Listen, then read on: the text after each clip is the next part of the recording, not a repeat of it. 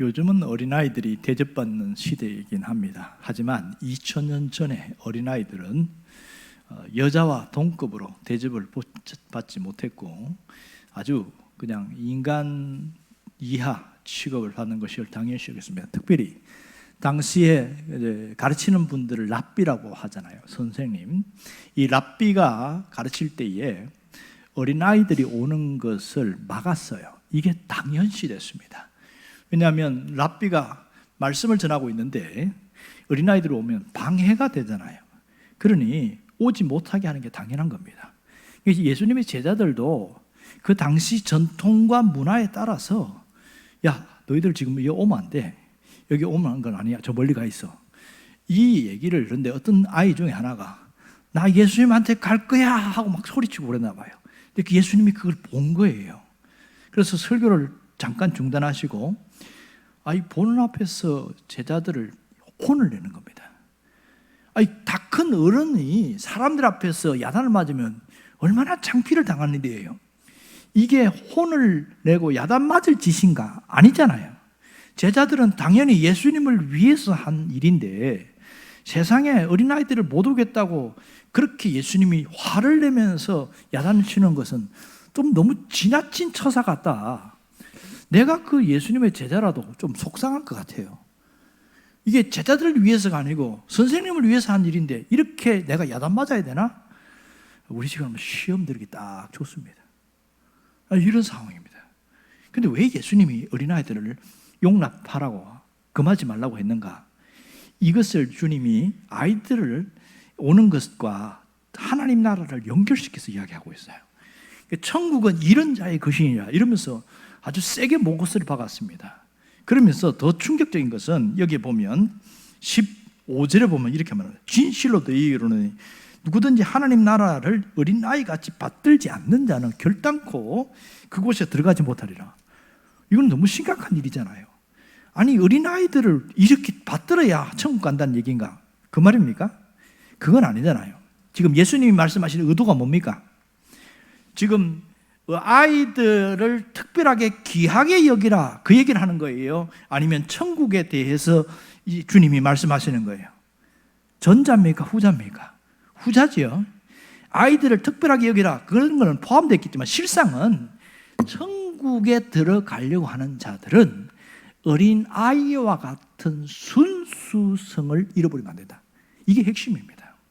결국은 순수하게 말씀을 받아들이고 그런 자들이 천국에 들어갈 자들이다 이런 얘기를 합니다.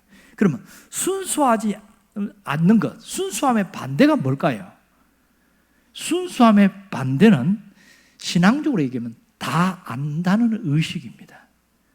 말씀을 받을 때에 오늘 하나님이 내게 주시는 말씀으로 받는 것을 순수함이라고 이야기하고 그거 다 아는데 이것이 바로 어린아이의 반대편에 서 있는 모습이라고 할 수 있겠죠.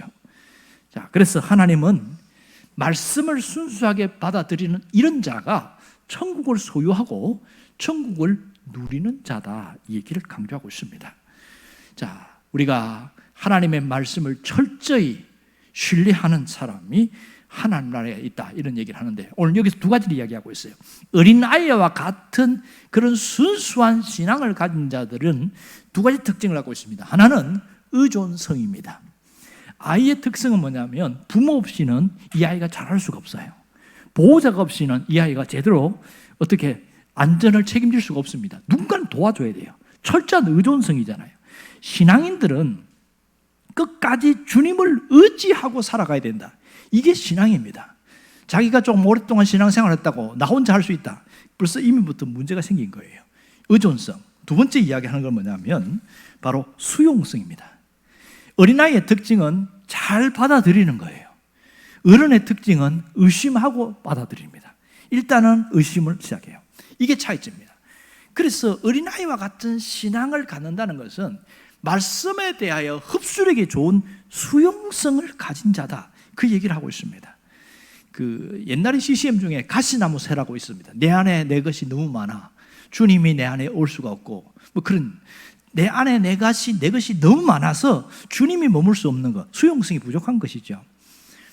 탈북민을 목회하는 분 중에서 중국에서 지금은 뭐 워낙 세니까 못하는데 중국에서 산둥성 지방이라든지 주변에서 탈북한 사람들 데리고 말씀을 가르치고 신앙을 교육하는데 어떤 분이 듣더니 화를 내더래요. 아니, 예의가 없는 사람이죠. 목사님 말씀은 김일성 수령과 똑같수다 이러는 거야. 뭐가 똑같냐고 그러는 게. 김일성을 빼고 하나님을 넣고 똑같은 얘기 아니냐고 막 그러는 거예요. 내가 김일성 사상과 벽으로 왔냐고. 안 그래도 그거 치러서 나왔는데 이런 얘기하는 거예요. 이 목사님이 굉장히 당혹스러운 겁니다. 차근차근 들어보니까 모든 것이 하나님 중심 체제 뭐 이렇게 하니까 거기에다가 김일성 갖다 집으니까 똑같다는 얘기예요. 그럼 화가 나더라는 거야. 그래서 잠깐 중단하고 차근차근 이야기했습니다. 자, 그러면 김일성 주체 사상이 언제부터 시작됐습니까? 그렇게 해서 계산을 해보니까 이 100년도 채 안 됐거든요. 성경은 언제부터 시작된지 아세요? 2000년이 넘었어요. 이렇게 하는 거예요. 아, 그렇습니까? 그러는 거예요. 그러면 제가 말씀을 접수하고수다 이러는 거예요. 이래서 바뀌었다니까 이게. 어른들은 이미 들었던 지식 사상이 꽉 있어가지고 말씀을 순수하게 받아들이지 못해요. 하지만 어린아이들은 그대로 흡수하는 수용성이 있습니다. 그러니까 신앙이 좋다는 건 뭐냐면 수용성이 뛰어나다는 겁니다.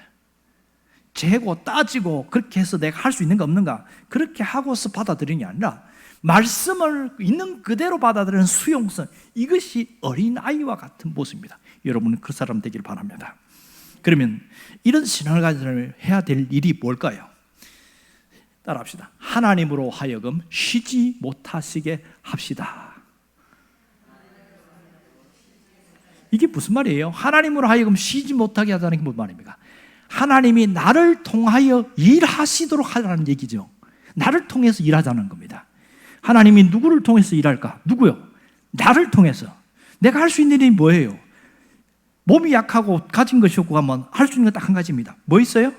기도할 수는 있잖아요. 내가 할 수 있는 일을 하는 거죠. 그러니까 하나님이 나를 통하여 일하실 것을 믿는 사람은요, 뭘 합니까? 하나님의 도우심이 없으면 못 삽니다. 이 고백이 하나 있습니다. 하나님의 도우심이 없으면 못 삽니다. 또 하나는 언제나 하나님의 말씀에는 yes 하겠습니다. 디바인 yes. 책에도 나옵니다. 디바인 yes. 하나님의 말씀은 언제나 yes 하겠다. 순종하겠다. 그 말씀이 되는 사람들에게는 하나님이 일하십니다. 여러분이 그 사람 되기를 주의 이름으로 축원합니다. 기도하겠습니다.